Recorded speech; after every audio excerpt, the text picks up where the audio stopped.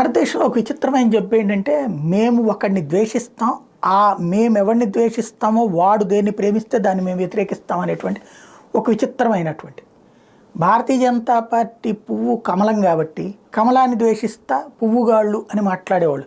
మరి వాళ్ళ పెళ్ళాలు పువ్వులు పట్టుకుంటారు లేదో, వాళ్ళ ఇంట్లో గుళ్ళల్లో పూజలకు పువ్వులు వాడతారో లేదో తెలియదు.